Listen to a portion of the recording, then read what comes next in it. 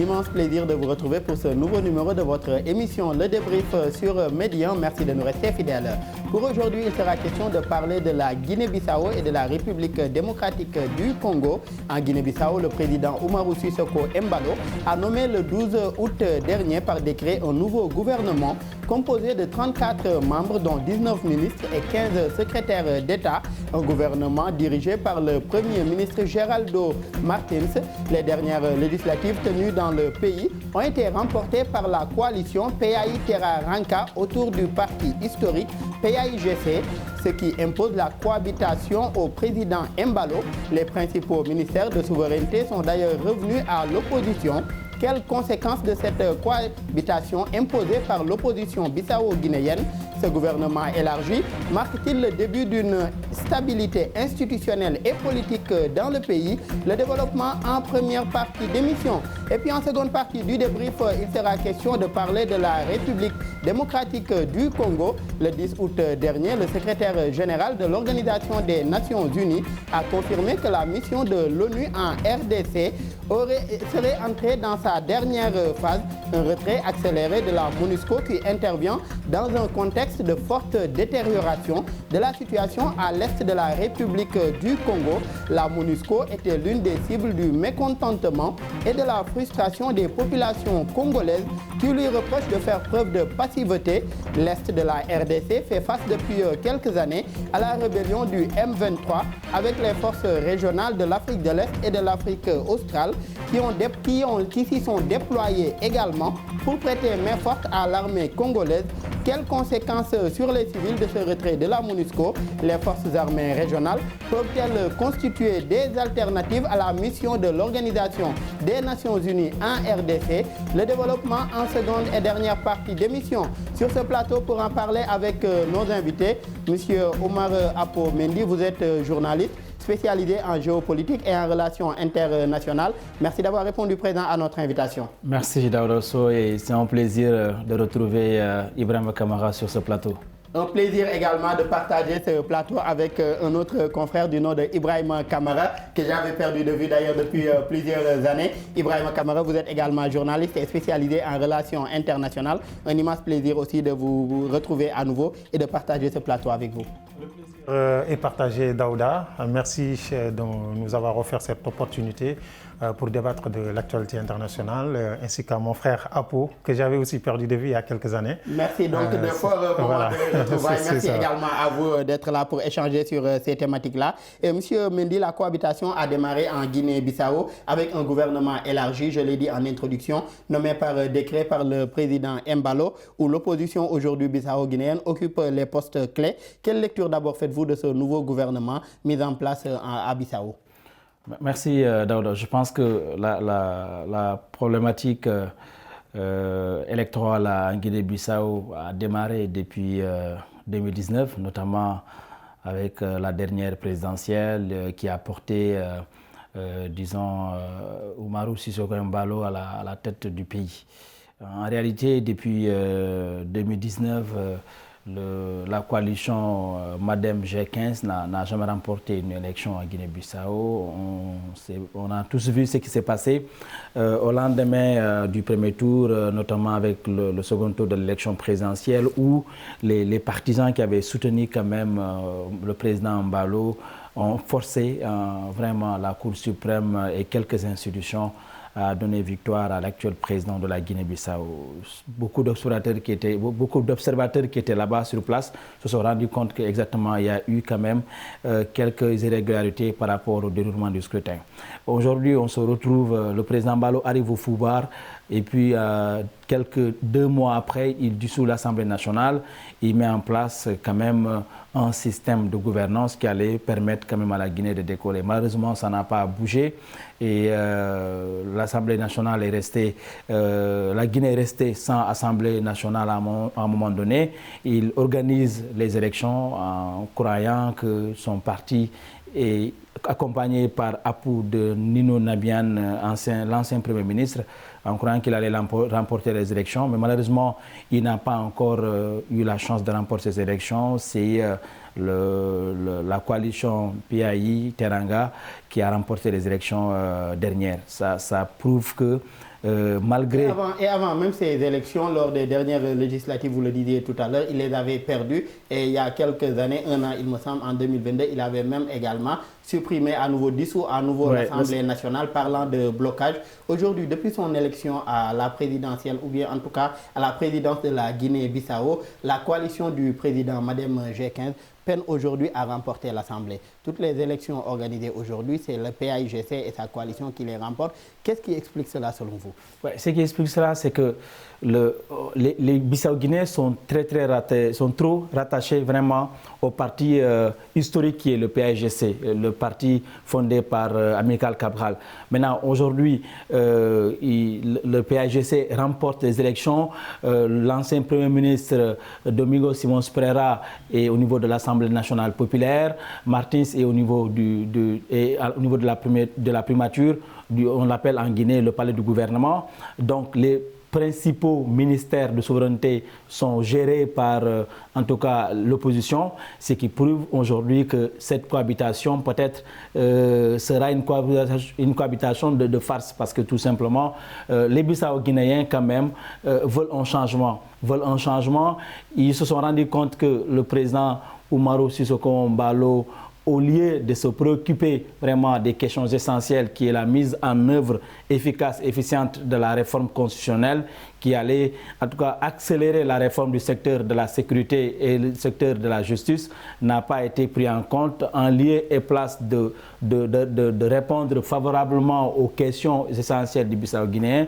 Ils se sont rendus compte que le président a beaucoup plus misé sur la diplomatie bissau-guinéenne, donné un nouveau visage à la Guinée-Bissau, ce qui fait qu'aujourd'hui... Il a beaucoup plus misé sur une image de la Guinée-Bissau à l'international. On reviendra tout à l'heure sur la réforme constitutionnelle nécessaire dans ce pays-là. Et Camara, sur les 34 ministères, une bonne partie en tout cas revient aujourd'hui à l'opposition. Apo l'a rappelé tout à l'heure, dont des ministères de souveraineté comme les affaires étrangères, l'intérieur, les finances et même l'administration territoriale, aujourd'hui reviennent à la coalition PAI Terra-Ranca. Comment voyez-vous déjà cette cohabitation en Guinée-Bissau, cette nouvelle cohabitation, puisque ce n'est pas nouveau également une cohabitation dans ce pays-là? Effectivement, je crois que c'est la volonté populaire, Daouda, puisque les Bissau-Guinéens ont encore une fois démontré leur maturité.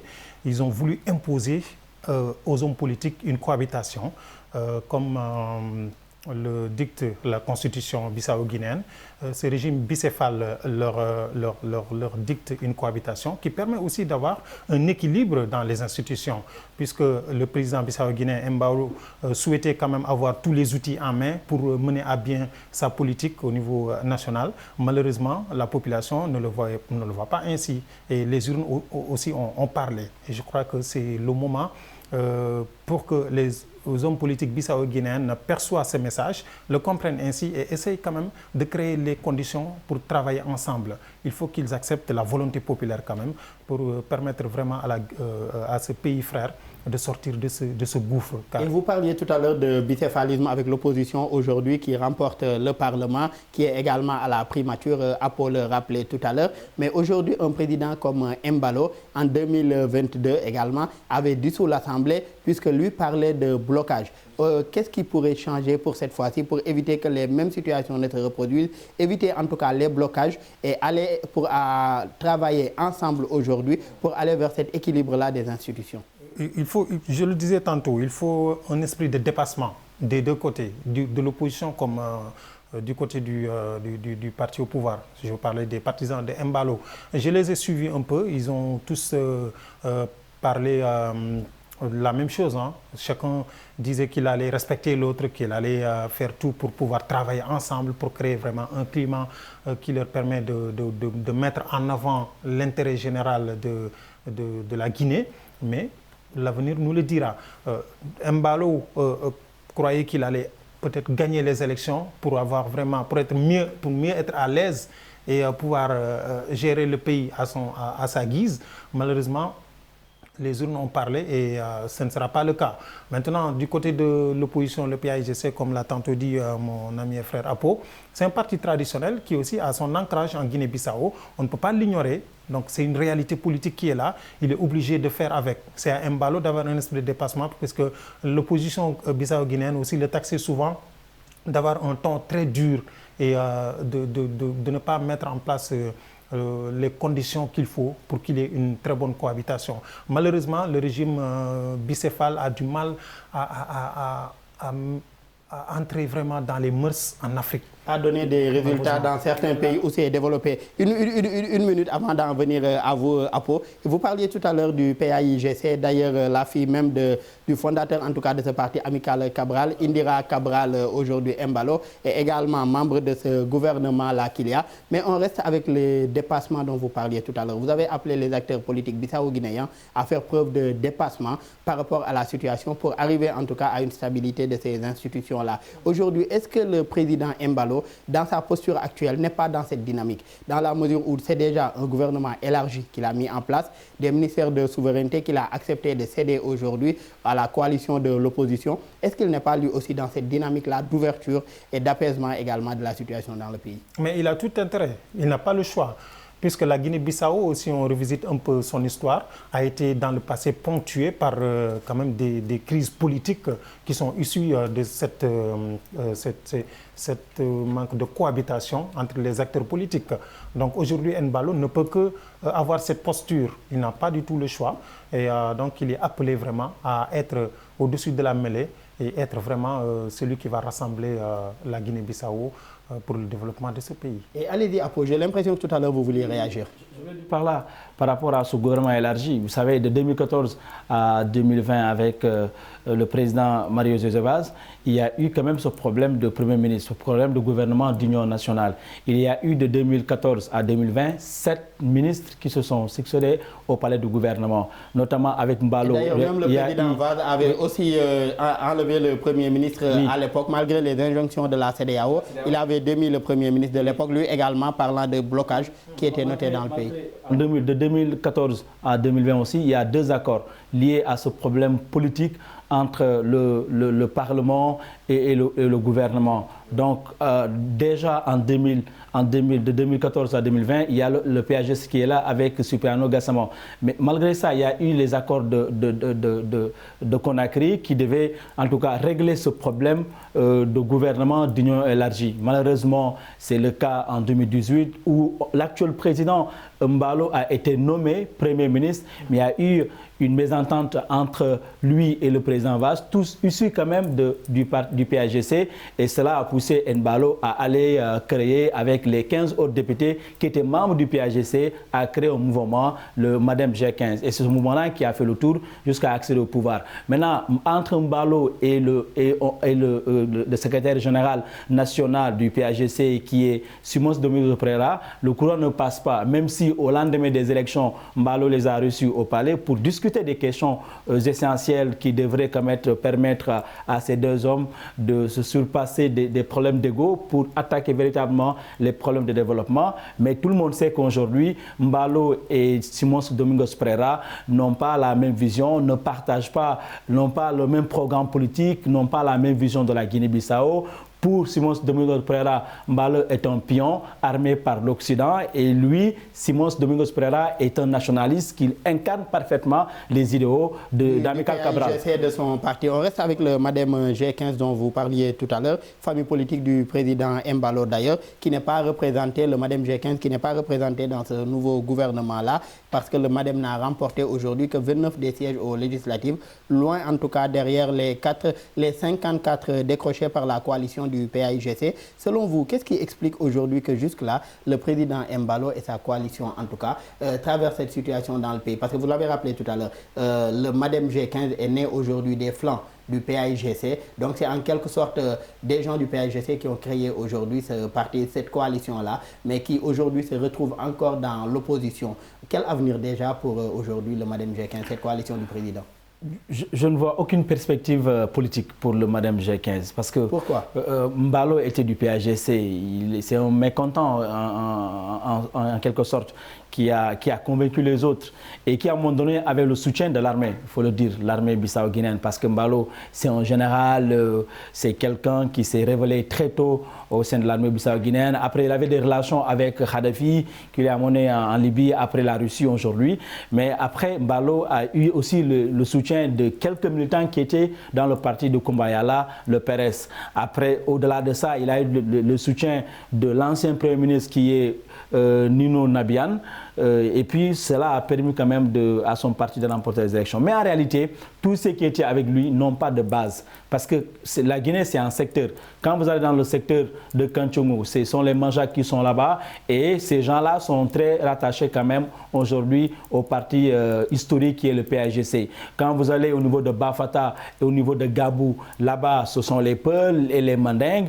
Et on sait le plus souvent, avec la mise en place du parti de Apou, du PRS de Koumba-Yala, les balances sont très très rattachées à ce parti-là. Donc ce qui fait qu'aujourd'hui, le Madame G15 a eu des incidents parce que tout simplement le principal fondateur qui est Ibrahima Kamara a eu des problèmes au lendemain de l'investiture du président Mbalo et qui est parti s'exiler ailleurs. Donc aujourd'hui, je ne vois aucune perspective politique pour le Madame G15. Ils ne sont pas représentés dans le gouvernement. Et qu'est-ce que Mbalo a fait? Il a pris des décrets pour les nommer comme conseiller à la présidence avec le titre de statut de ministre. Donc, ils vont gérer les mêmes postes que les autres ministres. Ce qui fait qu'à la longue, si le PAGC se rend compte que Mbalo est en train de jouer, ils peuvent automatiquement bloquer le gouvernement et bloquer le Parlement. Un blocage à nouveau, même si aujourd'hui le président, en tout cas du Madem G15, fait savoir que, en tout cas, leur coalition est retournée présentement dans l'opposition, malgré ces décisions-là prises par le président Mbalo. Et Camara, depuis l'indépendance de la Guinée-Bissau du Portugal en 1974, le pays connaît une instabilité politique chronique et même une multitude de coups d'État ou de tentatives de coups d'État, dont la dernière en date était de février 2022. Qu'est-ce qui justifie, selon vous, cette instabilité politique et même institutionnelle notée dans le pays? Vous savez, c'est à l'instar des autres pays de la sous-région. Hein, lorsque les militaires se mêlent au pouvoir, c'est compliqué de les sortir d'un coup du palais pour qu'ils aillent vraiment se ranger dans les casernes. C'est tellement difficile.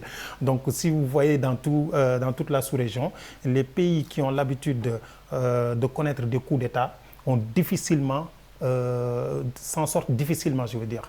Parce que tout simplement, à un moment donné, les militaires se croient des supermans, si je peux le dire ainsi. Et ils sont là à chaque fois pour veiller pour être sur le qui-vive. Et à chaque fois qu'ils ont l'occasion, ils n'hésitent pas à renverser les pouvoirs en place. Mon ami Apou le disait tantôt, le président bissau-guinéen actuel, même s'il a été élu démocratiquement, il est issu des rangs de l'armée. Donc c'est un général qui quand même a troqué sa tenue pour arriver au pouvoir. Et aujourd'hui, on s'en rend compte un peu partout dans la sous-région. Lorsque les militaires se mêlent à la politique, c'est difficile vraiment de couper ce cordon, car souvent on a l'habitude de voir que ces militaires qui, même s'ils observent à un moment donné un retrait, ce ne serait qu'un moment de répit. Mais est-ce qu'il n'y a pas d'autres explications aussi pour le cas de la Guinée-Bissau, comme le cas aujourd'hui du régime politique et même de l'architecture institutionnelle de ce pays-là? Et la chance qu'on a en Guinée-Bissau, c'est qu'on est en train de vivre quand même quelque chose qui est important. Les militaires sont en train quand même de se retirer petit à petit du pouvoir et de se ranger dans les casernes. Ça, on est en train de l'observer. C'était d'ailleurs parmi les promesses de campagne du président Mbalo. Justement, si Mbalo réussit ça, ce serait vraiment une grande prouesse dans un premier temps.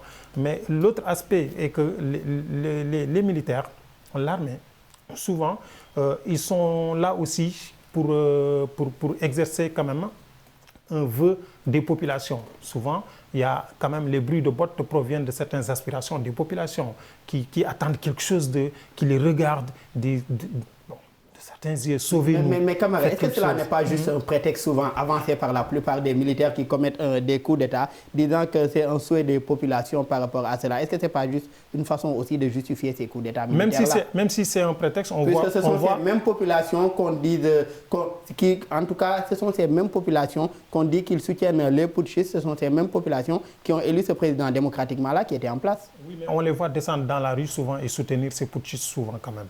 On les voit descendre en masse d'ailleurs dans la rue. Ils ne sont pas obligés de descendre dans la rue pour soutenir les putschistes, mais on le voit dans les images. Ça, c'est visible et frappant. Donc les militaires, souvent, je crois qu'ils ont du mal à couper ce cordon qui les lie souvent avec le pouvoir. Et après, est-ce qu'il n'y a pas lieu également de revoir le système institutionnel bissau-guinéen? Pour le cas de la question là, parce qu'il y a de 1974 à 2023, il y a eu 17 tentatives de coup d'État et puis 4 coups d'État. Il y a eu des changements de gouvernement répétitifs très fréquents. Le problème, c'est qu'il y a eu une politisation de l'armée. Le PAGC et les anciens combattants, parce que c'est eux qui ont mené la guerre aux colons portugais pendant 11 ans, donc il revient de droit aujourd'hui quand même de gérer le pays. De l'autre côté, il y a eu la politisation, l'ethnisation de la politique. Donc, ce qui fait que l'administration bissau-guinéenne est très, très politisée. Au-delà de ça, il y a eu la corruption endémique parce qu'aujourd'hui, il y a 88 îles en Guinée-Bissau et les 88 îles, sur les 88, la majeure partie des îles, en tout cas, est fréquentée par les narcotrafiquants. Ce qui fait qu'aujourd'hui, la Guinée-Bissau peine quand même à gérer le pays. Une gangrène d'ailleurs pour le pays. L'ancien chef d'état-major général de l'armée bissau-guinéenne, voilà, est recherché par les États-Unis. Il y a un mandat d'arrêt international d'ailleurs à son encontre. Donc, il y a Boubou Ntchonto qui est arrêté. Donc, même le Premier ministre, l'ancien Premier ministre de l'économie, Fada, me disait, écoute, M. Mendy, la Guinée, c'est un pays, c'est pas un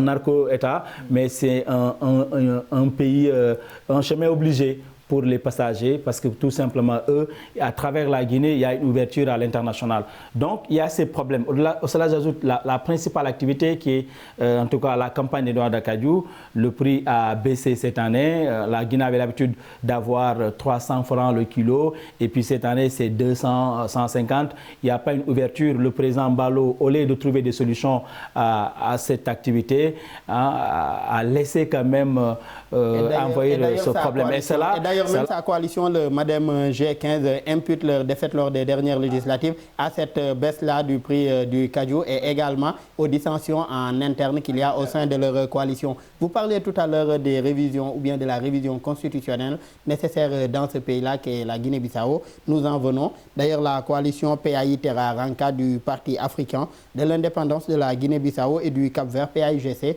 fondé par Amical Cabral, a signé un accord politique avec le Parti du Renouveau Social, PRS, qui a gagné 12 sièges au Parlement pour pouvoir entreprendre également ces réformes comme la révision constitutionnelle aujourd'hui en Guinée-Bissau.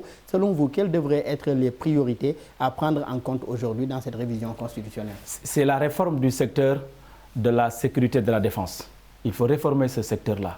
Parce qu'aujourd'hui, en mettant en œuvre rapidement les accords de Bruxelles. Parce que quand le PAGC et le président Vaz avaient présenté aux partenaires techniques et financiers de la Guinée-Bissau en Belgique, ils avaient pris des engagements, 1,3 milliard d'euros pour financer le développement de la Guinée-Bissau. Et dans ce plan-là, il y a une part importante réservée au secteur de la sécurité et de la défense. Malheureusement, la question des anciens combattants pose problème parce qu'en Guinée, il y a plus d'officiers, il y a plus d'officiers que de soldats de rang et ça pose problème. Donc, il y a aussi des anciens combattants qui le font dédié à la retraite qui n'est pas encore alimenté. Les partenaires techniques et financiers peinent quand même à prendre certains engagements parce qu'ils disent qu'il va falloir que la Guinée-Bissau, en tout cas, essaie de revoir la politique avant d'en arriver à cela. Autant de défis à relever. Une chose très importante, c'est-à-dire c'est par rapport à la magistrature. Les magistrats bissau-guinéens sont très impliqués dans des fraudes. Ce qui fait qu'aujourd'hui, c'est facile quand même d'avoir des papiers bissau-guinéens. Donc autant de défis à relever sur différents plans également. Voilà. Et camarades à Bissau, des observateurs internationaux et la société civile également notent aussi une régression des libertés fondamentales. À titre d'exemple, des stations de radio incendiées, des militants brutalement battus, des blogueurs enlevés ou même torturés et des membres de l'opposition réprimés. Quel regard portez-vous aujourd'hui sur la situation des droits humains lendemain en Guinée-Bissau? C'est lamentable, hein? C'est vraiment lamentable, puisque si vous voyagez un peu en Europe, vous vous rendez compte qu'il y a beaucoup de défenseurs des droits humains ou alors de simples journalistes qui sont en exil, ce qui est vraiment alarmant dans un pays qui aspire au développement et qui aspire à une meilleure ouverture, comme le dit souvent le président Embalo. Et malheureusement, c'est quelque chose qu'on est en train de vivre dans la sous-région. Ce n'est pas que la Guinée-Bissau. J'aimerais un peu rebondir sur la commercialisation de la noix de cajou dont parlait tout à l'heure mon frère Apo. Je pense que la Guinée-Bissau a d'abord besoin d'institutions très très fortes qui peuvent garantir vraiment la sécurité avant tout. Ensuite, l'économie va suivre. Parce que s'il n'y a pas de sécurité, ce n'est pas évident qu'une économie peut suivre. Et dans tout ça aussi, il y a la corruption qui gangrène vraiment l'économie de ce pays. Parce que la commercialisation de la noix de cajou est dans un secteur très informel. Et donc, c'est difficile de mettre en place des mécanismes qui pourront permettre à ces pauvres agriculteurs. Ibrahima Kamara, il revient donc à l'État de formaliser en tout cas ce secteur de la noix de cajou dont dépendent la plupart des opposants, des populations, autant pour moi, bissau-guinéennes. Vous parliez également de la nécessité aujourd'hui de gérer cette question de la sécurité à Bissau pour mieux développer l'économie bissau-guinéenne. D'ailleurs, c'est dans ce sens que la CEDEAO a à nouveau déployé depuis juin 2022 une mission de stabilisation de la CEDEAO en Guinée-Bissau. Cela a fait suite au coup d'État manqué contre le président Embalo en mai 2022. Malheureusement, nous en sommes à la fin de cette première partie de l'émission Le Débrief. En seconde partie du débrief, il sera question de parler de la RDC, la République démocratique du Congo, et le retrait accéléré de la MONUSCO. Quelle alternative aujourd'hui à ce retrait des Nations Unies? Ce sera la thématique en seconde partie d'émission.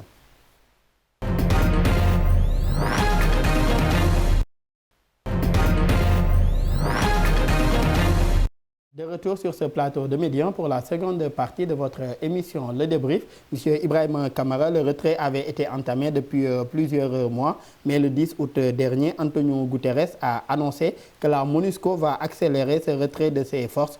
Que pensez-vous déjà de ce retrait de la MONUSCO de l'Est de la République démocratique du Congo? Merci pour cette question, Daouda. Vu que la MONUSCO a passé plusieurs décennies dans cette région du Nord Kivu, malheureusement, n'a pas pu apporter les réponses adéquates qu'il fallait pour rétablir la paix et la sécurité dans cette région.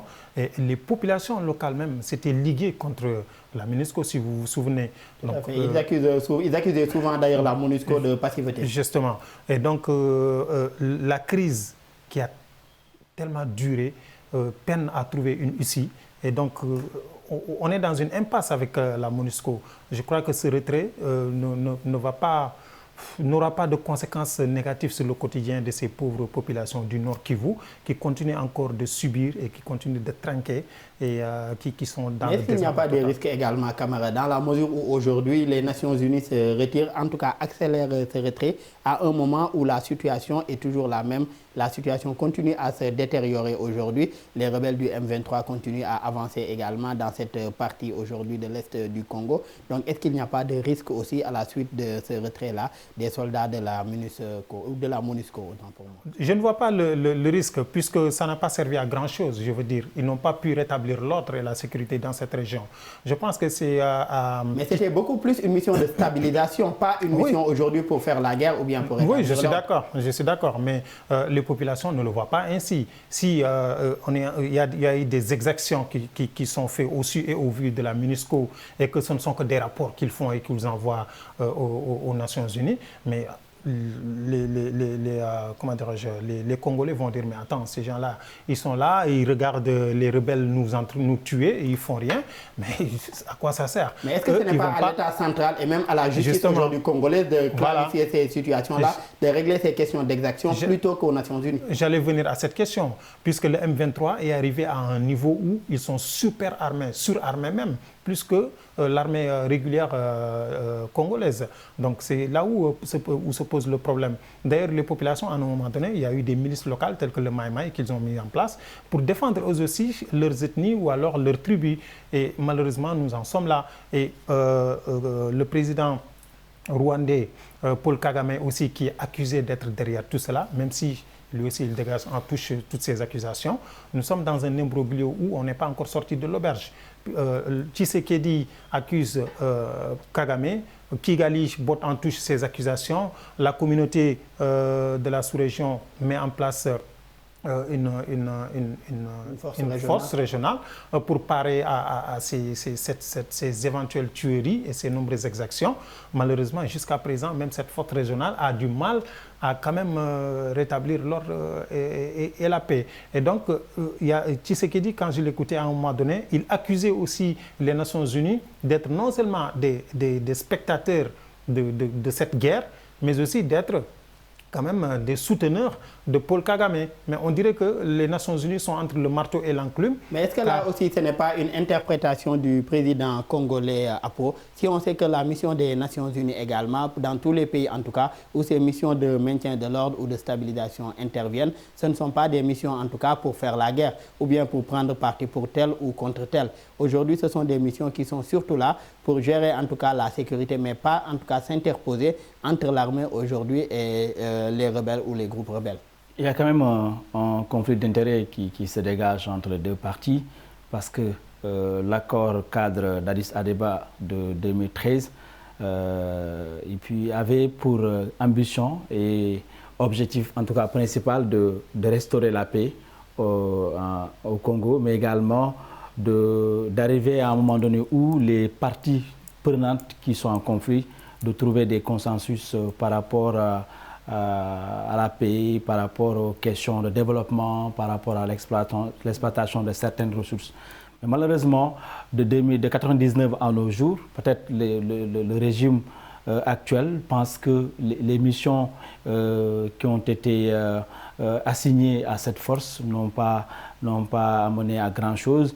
Il fallait se débarrasser rapidement de cette force onusienne en créant des motifs comme crimes de guerre, crimes contre l'humanité, l'exploitation des minerais de sang, mais également les agressions sexuelles. Mais concernant ce régime-là dont vous parlez aujourd'hui, qui accuse les Nations Unies, qui accuse le Rwanda et j'en passe, aujourd'hui, est-ce qu'il n'y a pas lieu également pour ce régime ou bien pour l'État central congolais de remettre en cause également la responsabilité aujourd'hui du pouvoir central ou bien même des forces armées congolaises? Si l'on doit attendre aujourd'hui que la MONUSCO ou bien que une force régionale de l'Est ou de l'Afrique australe résolve un problème qui se passe aujourd'hui dans l'Est de votre pays, est-ce qu'il n'y a pas aussi à remettre en question le rôle aujourd'hui de l'État central et des forces armées congolaises? Je pense que la RDC n'a pas les moyens militaires adaptés et qui pourraient quand même leur permettre d'assurer la sécurité dans notre pays. C'est ça le problème. Et c'est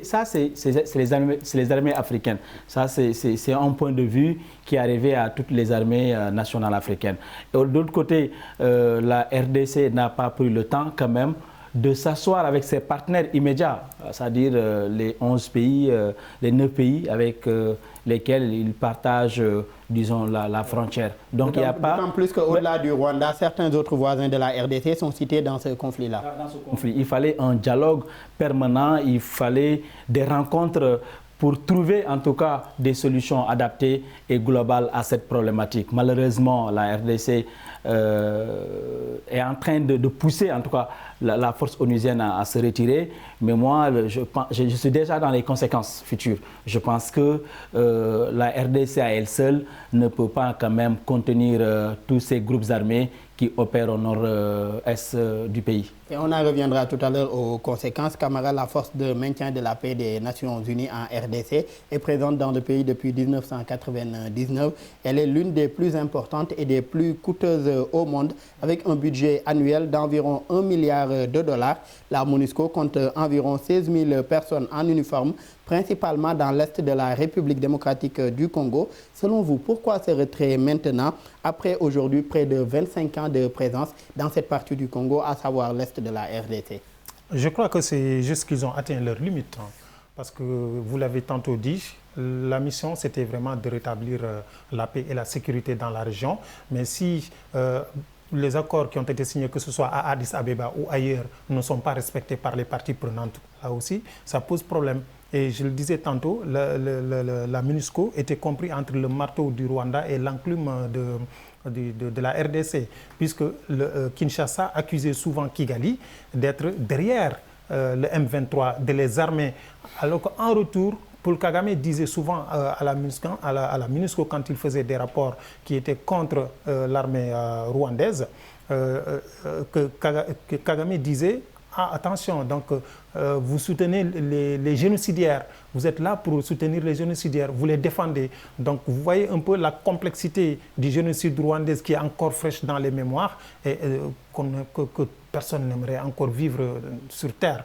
Donc il y a autant de problèmes. Je pense que vous le disiez tantôt, les pays de la région des Grands Lacs devraient se retrouver autour d'une table. Je ne parle même pas de l'Afrique de l'Est, mais la région des Grands Lacs quand même, pour essayer de trouver une solution concrète. Et je crois que Kagame a les cartes en main, puisque lui, il est arrivé à un moment donné à mettre en place, il a réussi quelque chose de formidable, c'est-à-dire il a su former quand même une nation forte en un laps de temps, le Rwanda, et ce qui n'était pas évident vu l'histoire. Au sortir du génocide rwandais en 1994. Justement. Mais déjà, pour cela, est-ce qu'il ne faudrait pas d'abord rétablir la confiance, puisque aujourd'hui, entre Paul Kagame et le président congolais Félix Tshisekedi, les relations ne sont pas au beau fixe aujourd'hui à cause de ces accusations de part et d'autre. Est-ce qu'il ne faudrait pas d'abord rétablir une relation de confiance entre les deux? Déjà, il y a eu différentes médiations de différents présidents aujourd'hui de cette zone Est, mais est-ce qu'il ne faudrait pas aller d'abord vers ça pour une plus grande implication du Rwanda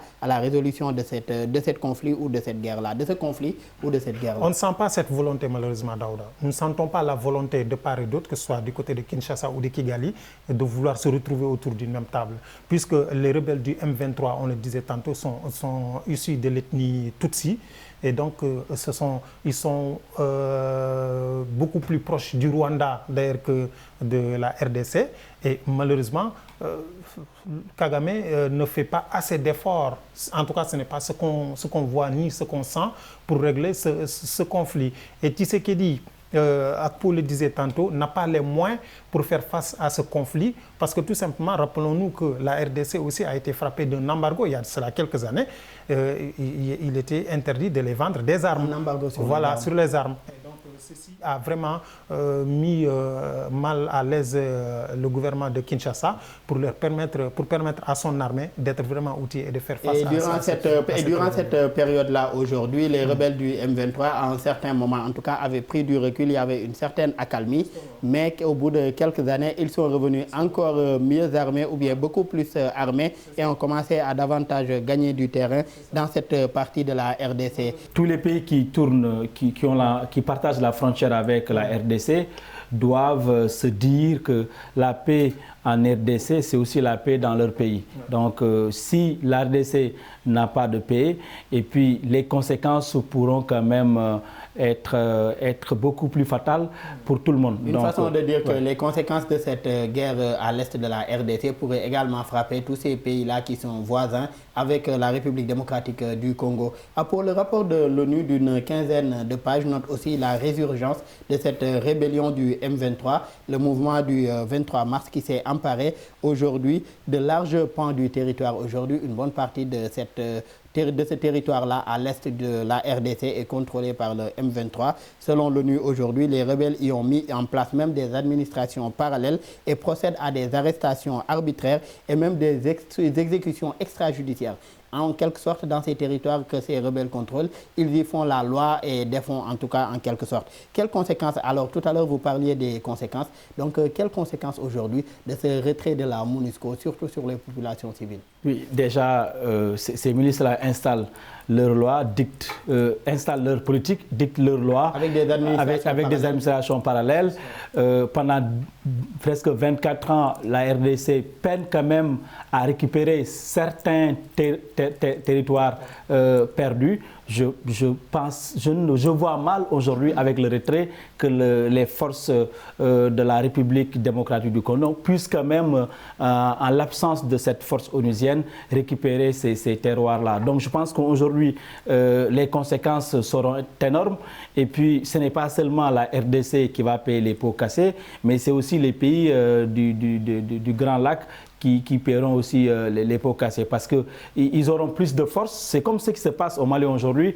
On a renvoyé en tout cas la force Barkhane, la MINUSMA va se retirer d'ici la fin de l'année, mais on a vu que les attentats se multiplient. Au Burkina, c'est la même chose. Au Niger, c'est ce qui se joue actuellement. Donc je pense que jusqu'à présent, la force onusienne avait un rôle à jouer. On devait quand même les laisser pour continuer quand même à protéger les civils. Quand même, quand il y a les forces onusiennes, on sait qu'on a peu d'attentats. Mais est-ce que la force onusienne, Apo, n'a pas atteint ses limites, pour reprendre l'expression d'Ibrahima Kamara? Oui, je ne pense pas. C'est partagé. La responsabilité est partagée. Autant, vous savez, sinon il faut réformer le Conseil de sécurité, il faut revoir les missions onusiennes. Mais aujourd'hui, beaucoup de pays demandent ça. Oui, il faut revoir. Demandent une réforme du Conseil de sécurité des Nations Unies. Le président malien, le Mali que vous avez cité tout à l'heure aujourd'hui, le président Assimi Goïta, à travers le ministre des Affaires étrangères, Abdoulaye Diallo, a demandé même une réforme aujourd'hui, avait demandé, avant de demander à la MINUSMA de quitter, auparavant, il avait demandé aujourd'hui à ces missions de maintien de la paix des Nations Unies que ce soit réformé pour mieux venir en aide aux armées de ces pays-là. Ce que je suis en train de dire, c'est que en RDC, l'ONU a perdu énormément d'hommes. Donc la mission, et d'argent également. La mission, c'était de protéger les civils. Et ils sont en train de le faire. Mais ils ne vont pas se battre, ils ne vont pas se substituer en tout cas aux forces de la RDC pour se battre avec les ennemis en place. Je pense qu'aujourd'hui, il faudra réformer les missions onusiennes et peut-être qu'ils pourront prendre en charge à bras le corps les problèmes de sécurité. Mais retirer les forces onusiennes de la RDC, c'est installer encore un autre chaos. Et dans cette partie de la RDC, à l'Est précisément, dans les deux provinces les plus affectées par les violences, 28% aujourd'hui de la population du Nord Kivu et 39% de la population de l'Ituri est déplacée, soit environ 4 millions de personnes. Comment déjà les autorités congolaises pourraient faire face au départ de la MONUSCO, face à la situation actuelle dans la zone? Tout à l'heure, il y a Apo qui parlait des risques qu'il y a, mais comment les autorités congolaises peuvent faire face après le départ aujourd'hui de la MONUSCO? Il faut y ajouter aussi qu'il y a des routes qui sont fermées. Il y a une hausse vertigineuse des denrées de première nécessité de 300%.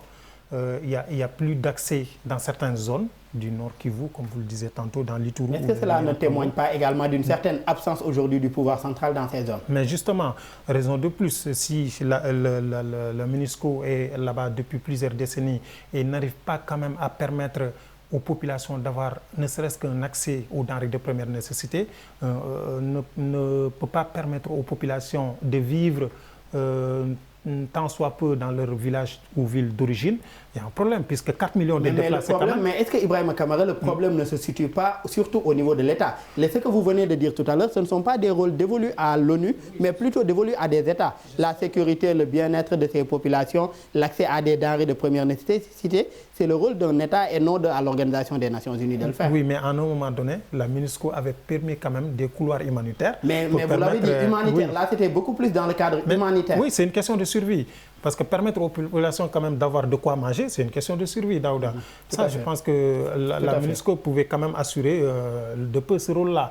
Mais il y avait une méfiance qu'on sentait du côté de la MONUSCO.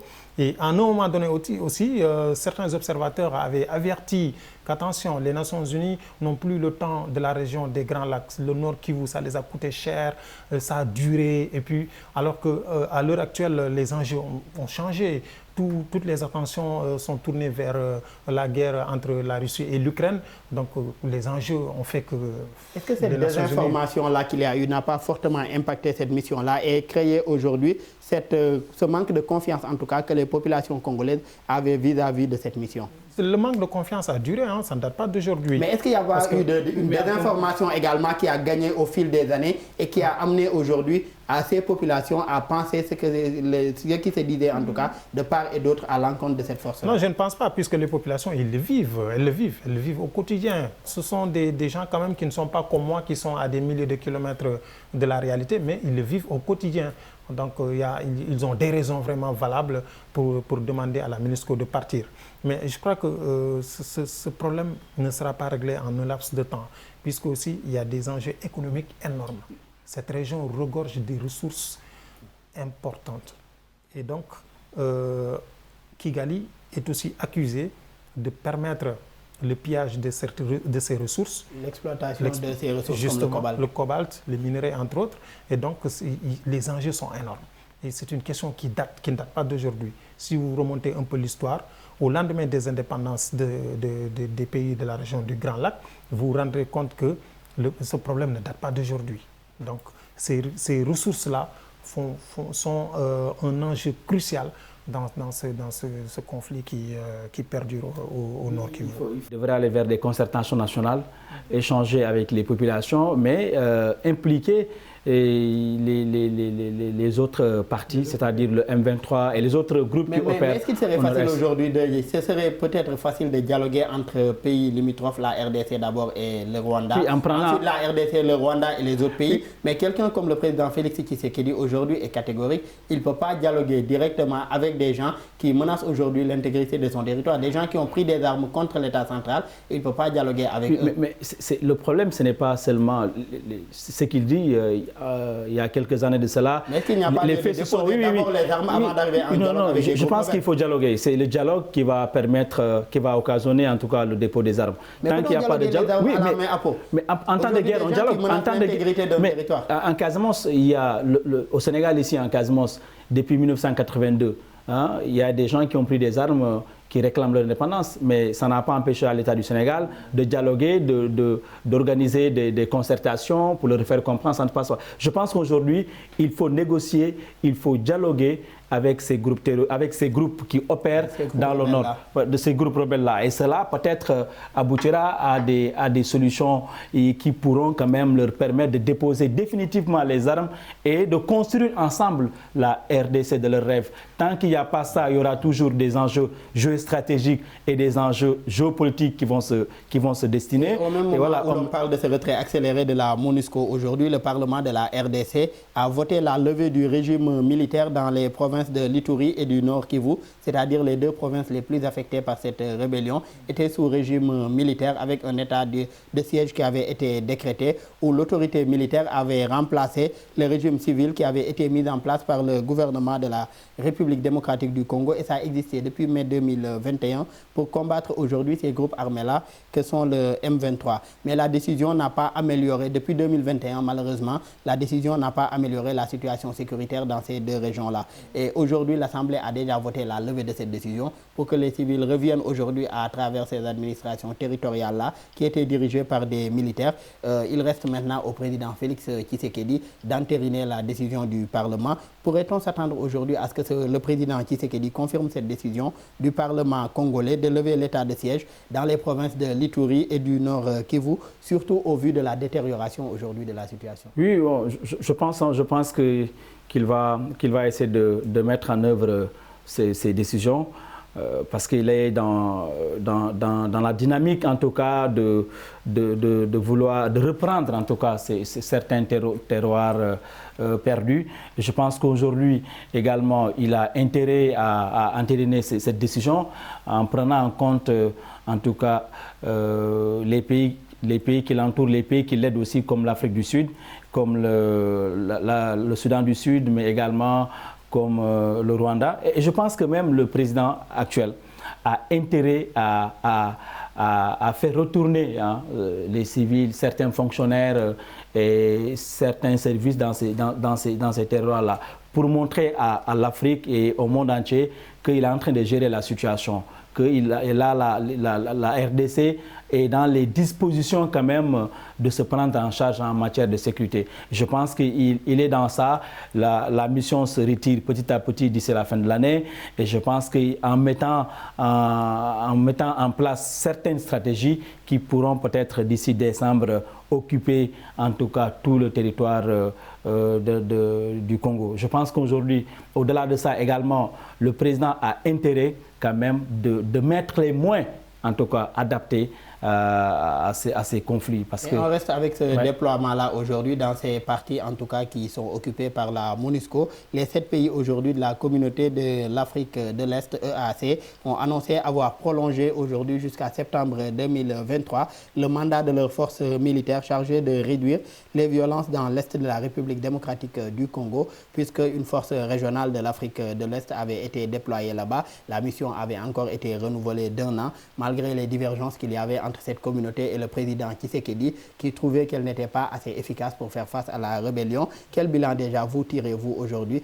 de cette mission de la force de l'Afrique de l'Est? Bon, c'est un peu paradoxal quand on retrouve l'armée rwandaise qu'on accuse d'être derrière les rebelles du M23, se retrouver encore dans cette force sous-régionale.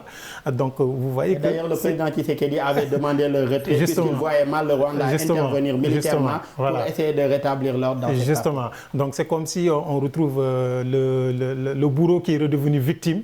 Donc il devient sauveur en quelque sorte. C'est complexe. Cette région, comme Apo le disait, je pense que la meilleure manière de régler cette question, puisque aussi c'est une région périphérique, il faut impérativement avoir une démarche inclusive qui va regrouper tous ces chefs d'État, surtout le Rwanda, Paul Kagame, pour qu'il s'implique davantage dans un processus de paix définitif. Parce que nous sommes dans une région où les fragments ethniques sont tellement importants, puisque le M23, c'est quoi la cause de leur combat? Ils disent oui, on défend notre communauté, on défend notre tribu. C'est tout simplement la cause. D'ailleurs, leur communauté, ce sont des Congolais appelés des Congolais rwandophiles qui ont rejoint pour la plupart cette partie de l'Est durant cette période aujourd'hui du génocide rwandais. On reste avec les forces régionales. Il y a la communauté également de développement de l'Afrique australe qui a approuvé aussi un déploiement de sa force, d'une force régionale pour intervenir en République démocratique du Congo. Une façon de les aider aujourd'hui à faire face à la rébellion du M23.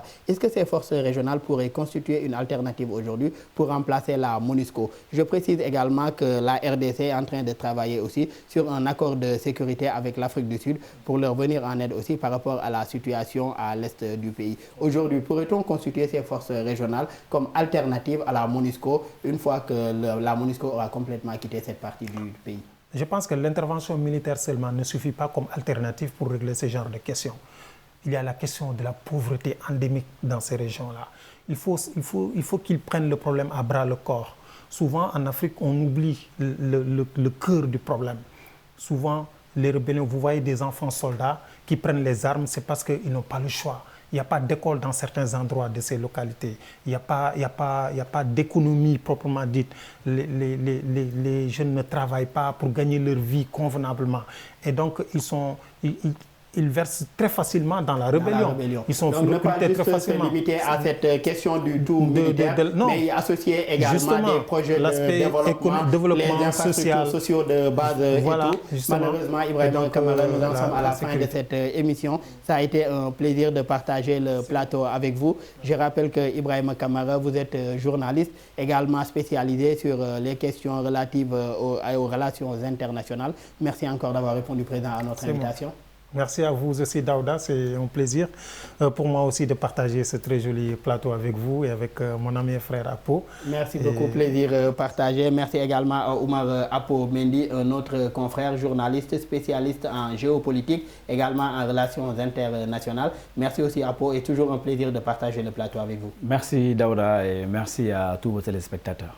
Merci également à nos collègues de l'équipe technique pour les facilitations et la réalisation de cette émission. Merci à vous tous qui nous suivez et très bonne suite de programmes sur nos antennes.